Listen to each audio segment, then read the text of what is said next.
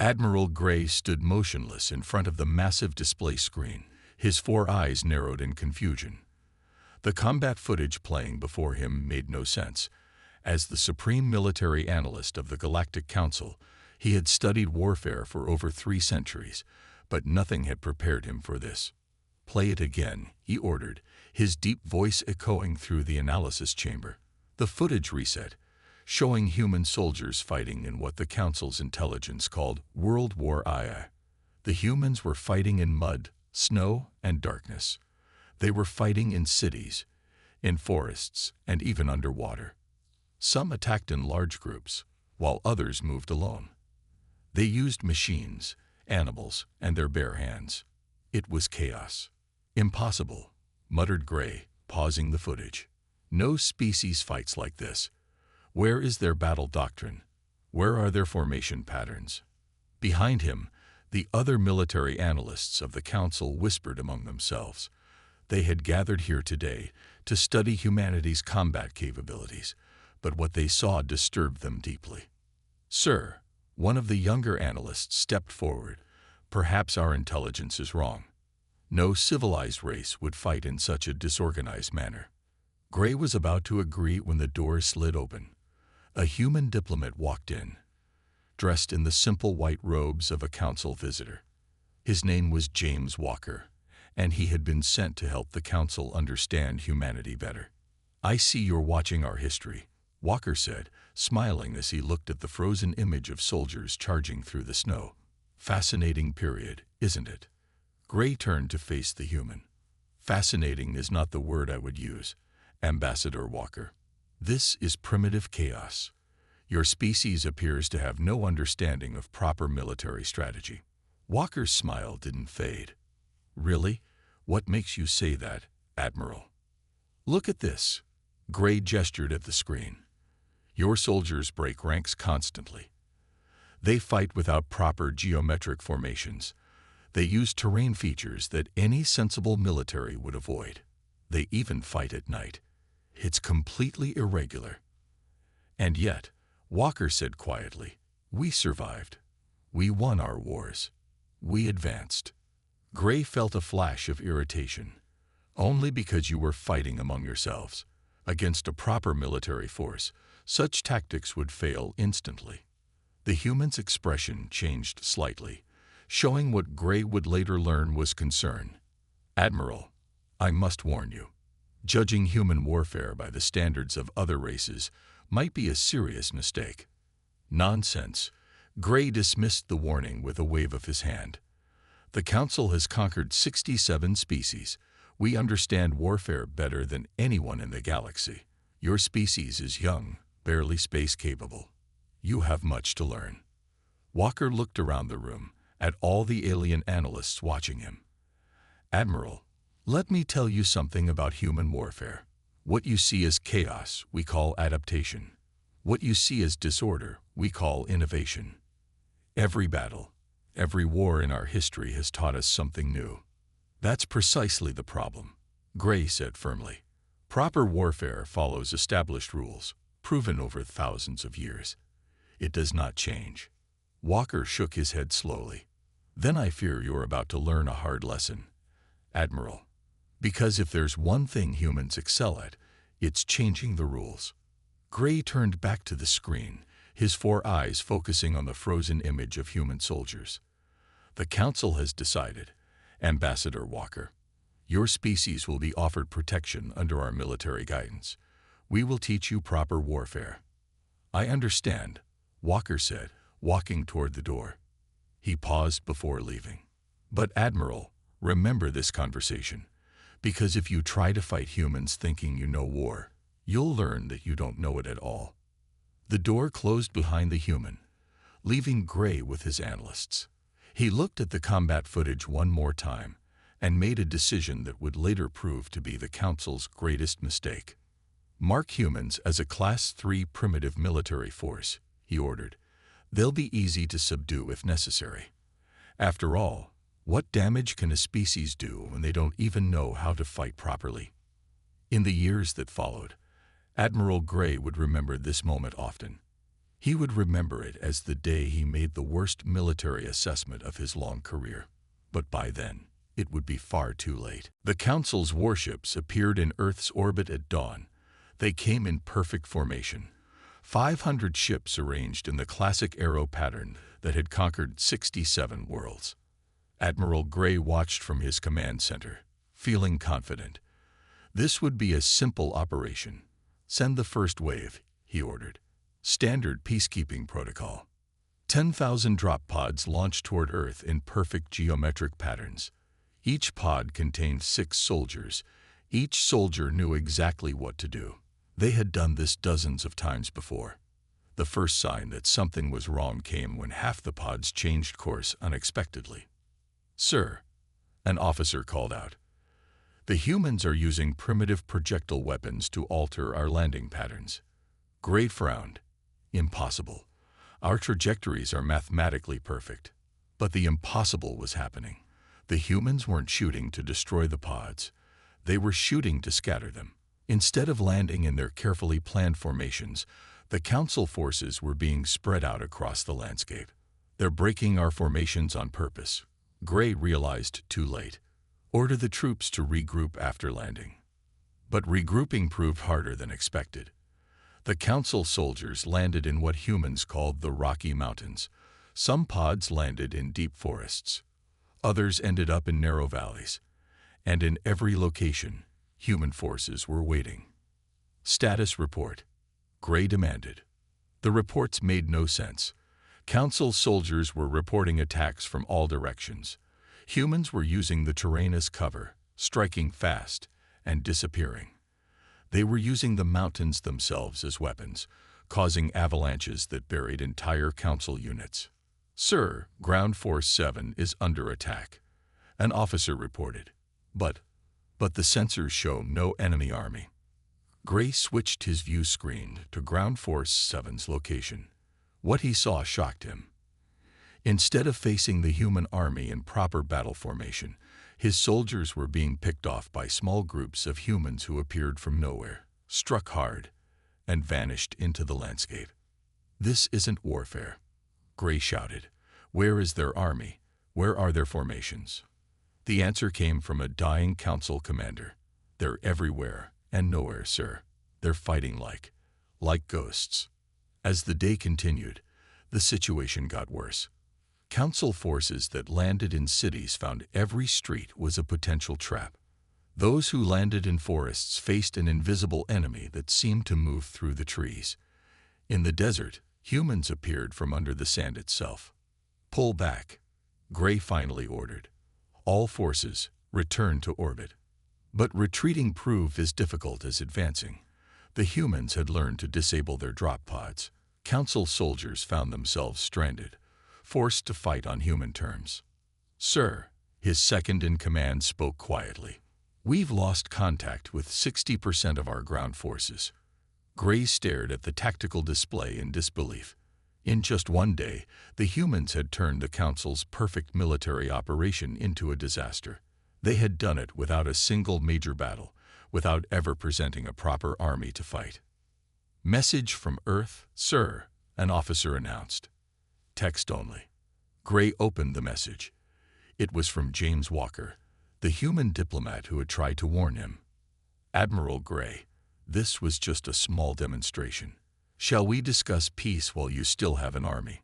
Walker. Gray looked at the casualty reports, at the scattered remnants of his invasion force. In one day, using what the Council considered primitive weapons and tactics, the humans had defeated the galaxy's greatest military power. "Send our response," Gray said quietly. Tell them we're willing to talk." As he watched Earth spinning below his ship, Gray finally understood. The humans hadn't changed their way of fighting to match the Council's perfect warfare. Instead, they had changed the very nature of war itself. And this, he realized with growing dread, was only the beginning. 2 weeks after the failed invasion, Admiral Gray stood before the Galactic Council's War Committee. His hand shook as he held up a human weapon, a simple piece of metal with explosives attached. "This," he said, "was used to destroy one of our armored vehicles." The committee members looked unimpressed. One of them, General Stone, spoke up. "That's impossible. Our armor can withstand energy weapons. The primitive explosive couldn't harm it." Gray placed the device on the table. "The humans didn't attack the armor. They tracked our vehicle movements, noticed a pattern, and placed this device where our vehicles commonly stopped. When it exploded, it didn't damage the armor. It broke the ground under the vehicle, trapping it. Then they used our own trapped vehicle to block the entire convoy." Silence filled the room. The aliens had never considered such a tactic. "That's not the worst part," Gray continued. "By the time we developed countermeasures for this weapon, they had already created 3 new ones. They're not just fighting. They're inventing new ways to fight every single day." He touched a button, and a hologram appeared showing the timeline of human warfare. "Look at this. In just 500 years, they went from fighting with metal swords to splitting atoms for weapons. Do you understand what this means?" General Stone leaned forward. "They got lucky. Found some advanced technology and copied it." "No," Gray said firmly. "They invented it all themselves. Every weapon, every tactic, every countermeasure.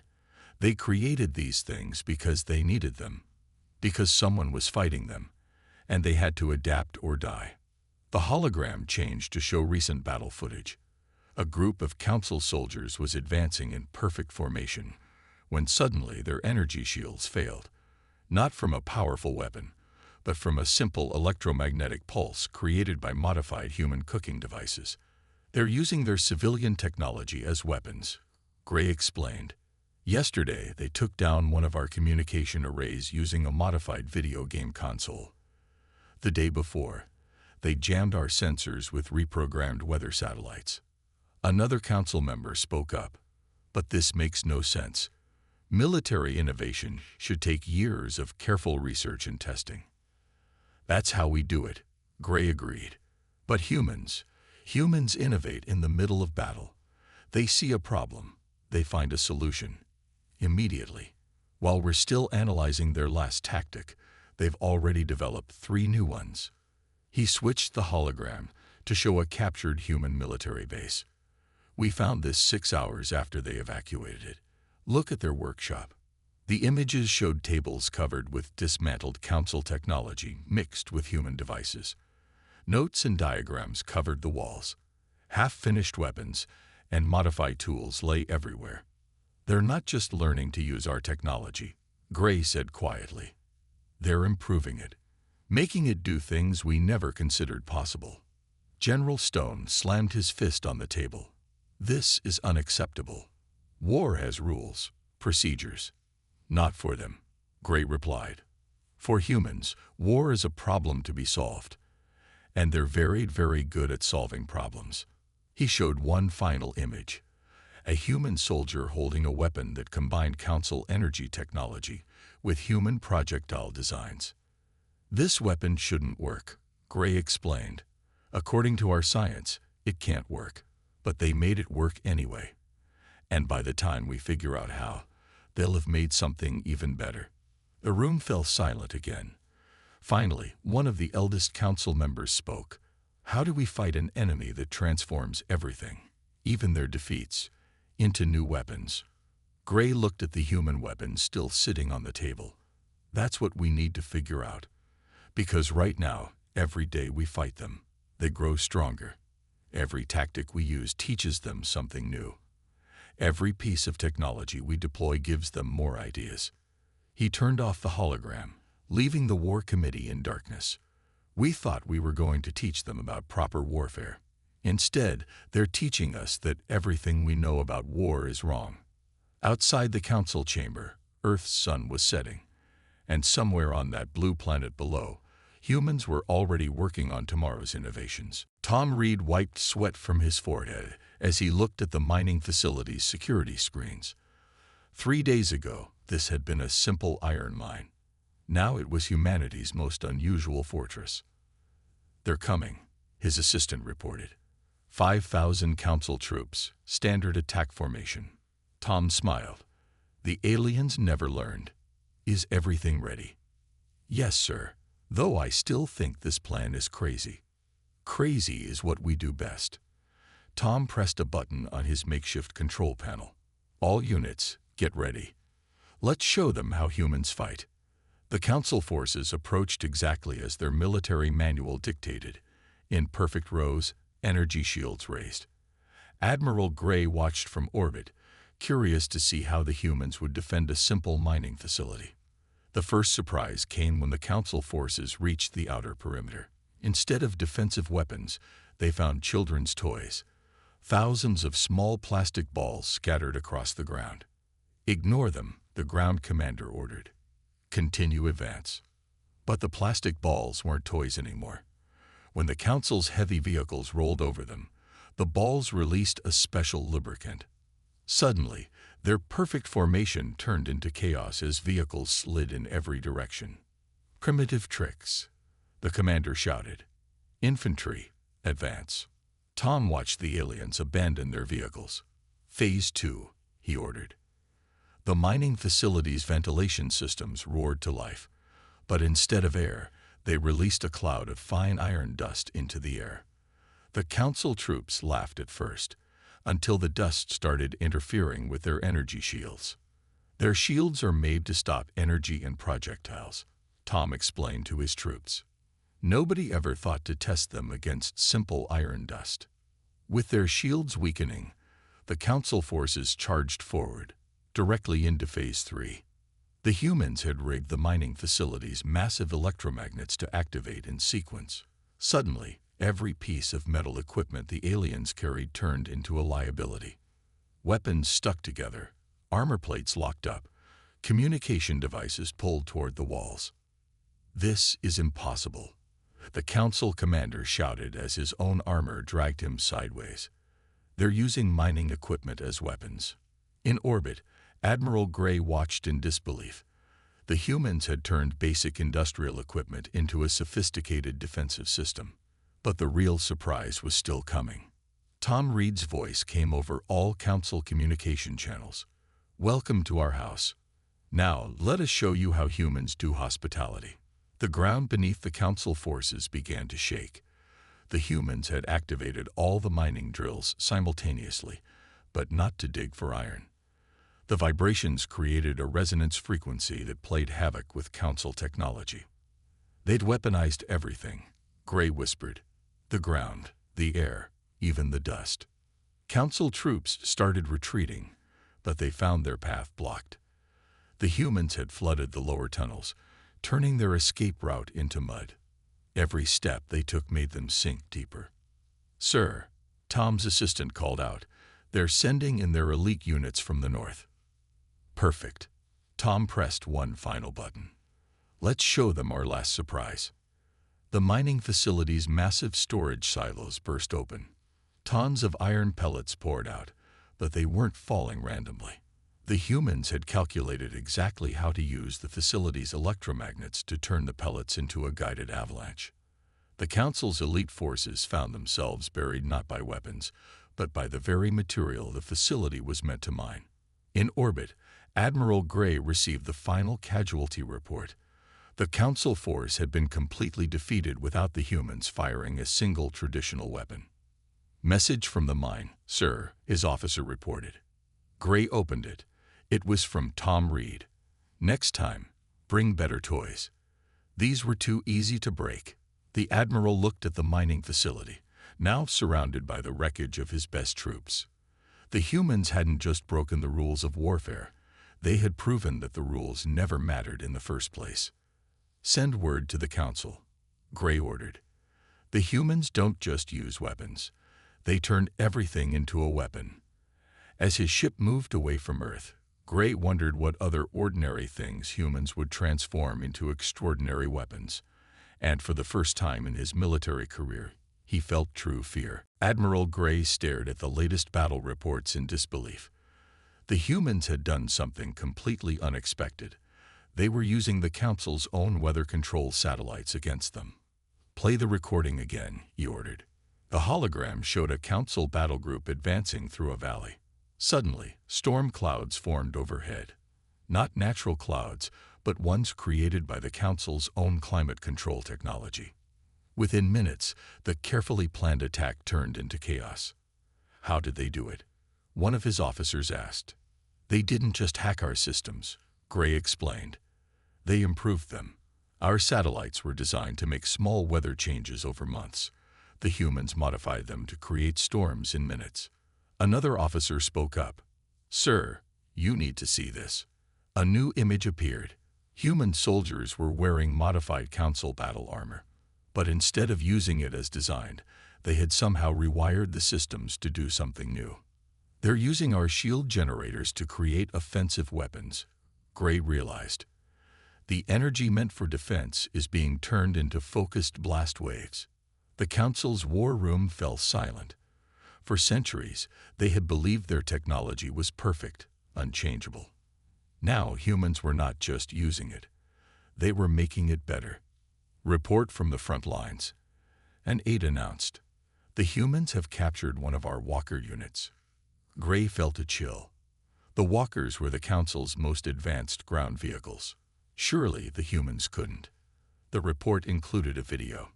The captured walker was moving faster than its design allowed, jumping over obstacles it should not have been able to clear. The humans had stripped away the safety protocols and pushed the machine beyond its limits. Sir, one of his engineers said, they're not just using our technology. They're teaching us things about our own equipment that we never knew. Gray watched as more reports came in. Humans using Council communication arrays to create defensive shields. Council medical equipment modified into stunning weapons. Even their basic tools were being transformed into something new. Message from Earth Command, an officer reported. The message was simple. Thanks for the toys. We made them better. Gray pulled up the casualty reports. Every time the Council deployed new technology, the humans would capture some of it, study it, and within days turn it against them, improved and more efficient. Show me the capital ship battle, he ordered. The hologram changed to show a space battle. A human ship, much smaller than the Council vessels, was darting between them. It was using modified Council shield technology to create a field that bent weapons fire around it. That's impossible, one of his officers whispered. The power requirements alone. They found a way, Gray said quietly. They always find a way. The human ship demonstrated its next surprise. It had taken the Council's standard gravity generators and modified them into weapons. Every time it passed a Council ship, the larger vessel's artificial gravity would spike, throwing the crew around like toys. Sir, his second-in-command spoke up, should we stop deploying new technology? Every time we do, they just turn it against us, Gray finished. But we can't stop. We have to keep fighting. And that means they'll keep learning, the officer concluded. Gray looked at Earth, floating peacefully in the distance. The humans had taken every piece of advanced technology the Council had thrown at them, and not just learned to use it. They had made it their own, improved it, transformed it into something new. Send word to the Council, Gray ordered. Tell them every defeat makes the humans stronger. They're not just adapting to our technology. They're evolving it. As if to emphasize his point, alarms started blaring. A human fleet had appeared, using modified Council stealth systems in ways that should have been impossible. Here they come, Gray said softly.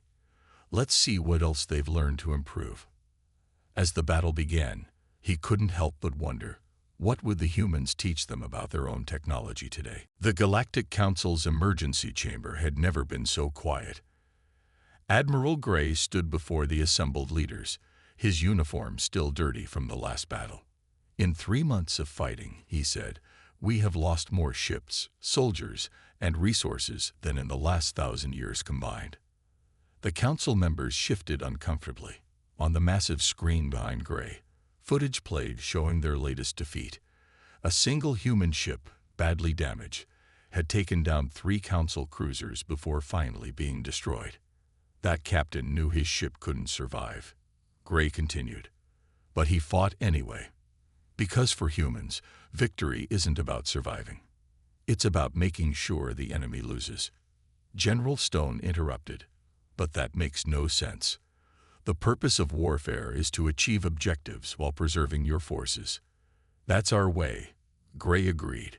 But humans measure victory differently. Let me show you. He played another video. A group of human soldiers were surrounded in a building, outnumbered 20-1. Instead of surrendering, they demolished the building's supports, bringing it down on themselves and their enemies. They call it acceptable losses, Gray explained. They're willing to sacrifice themselves if it means achieving their goal. And that makes them more dangerous than any enemy we've ever faced. The council chamber erupted in arguments. This went against everything they knew about warfare. Their military doctrine, perfected over thousands of years, was based on careful preservation of forces. There's more, Gray said quietly, and the room fell silent again. We thought they would run out of soldiers, but every defeat seems to make more humans join their military. They're not getting demoralized. They're getting angry. The screen showed scenes from Earth, civilians volunteering for military service, factories being converted to produce weapons, children learning combat skills in schools. Their entire society is transforming, Gray continued. Every human is becoming a potential soldier, and they're teaching our tactics to their children, along with ways to counter them. An older council member spoke up, but surely they must see the futility. We have more ships, more resources. They don't care, Gray interrupted. They've told their people about our numerical superiority. Their response, then it will be a fair fight. He showed the casualty figures again. The council's losses were staggering, but human losses were even higher. Yet Earth showed no signs of surrendering. We're not just fighting their military, Gray explained. We're fighting their entire species. Every defeat teaches them. Every victory costs us more than we can afford. And they just keep coming. The room fell silent as the implications sank in. The council had always won its wars through superior technology and perfect tactics, but the humans had turned those advantages against them. There's a human saying, Gray said softly, victory at any cost. We're only now beginning to understand what that means. He played one final video. A lone human soldier, armed with primitive weapons, holding off an entire council squad. The soldier had no chance of survival, but they fought anyway, buying time for others to escape. That soldier knew they would die, Gray said, but they considered their death a victory because it served a larger purpose. How do we fight an enemy who thinks like that? The council members looked at each other nervously. Their perfect military doctrine, their careful strategies, their precise calculations of acceptable losses, none of it mattered against an enemy who redefined the very meaning of victory. We have two choices, Gray concluded. We can keep fighting, knowing that every day makes them stronger and costs us more. Or, General Stone asked.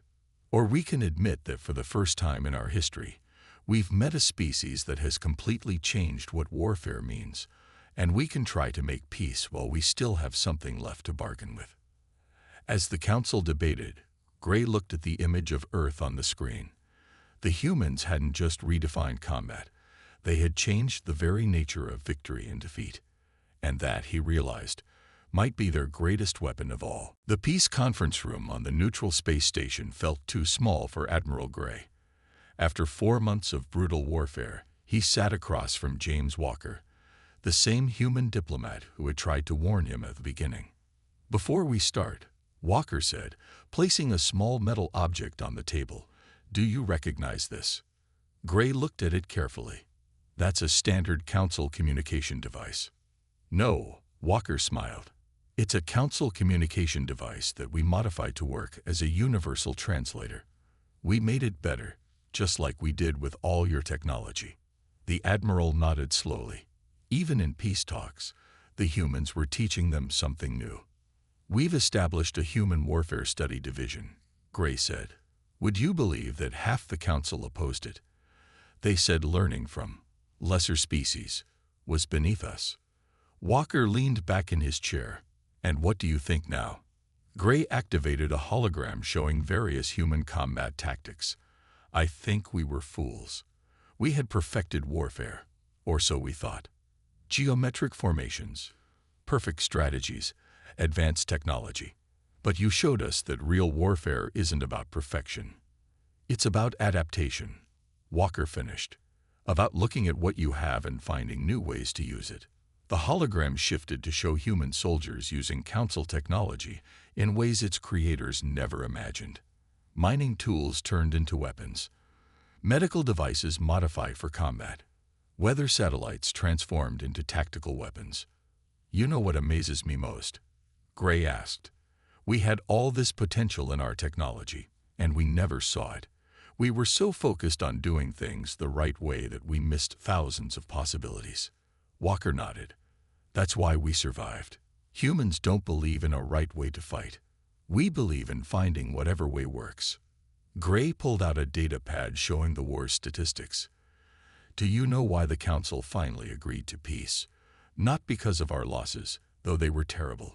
It was because every defeat made you stronger. Every victory cost us more than the last. We're survivors, Walker said simply. It's what we do. You're more than that, Gray replied.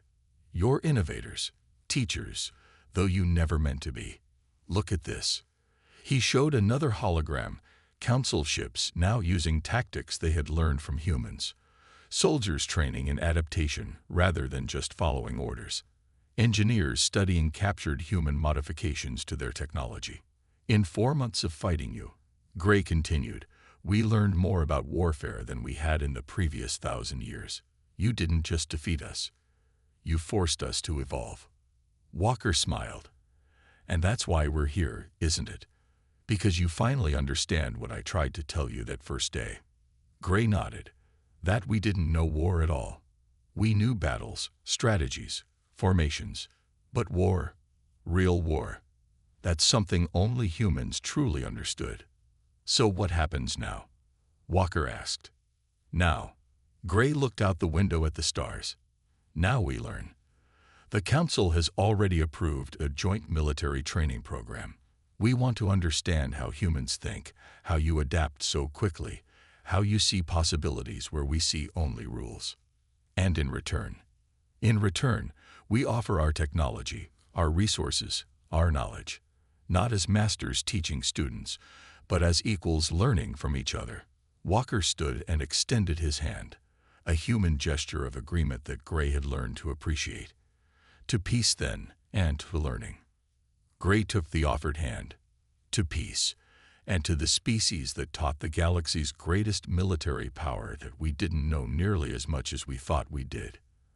As they formalized the peace treaty, Gray looked at the modified communication device still sitting on the table.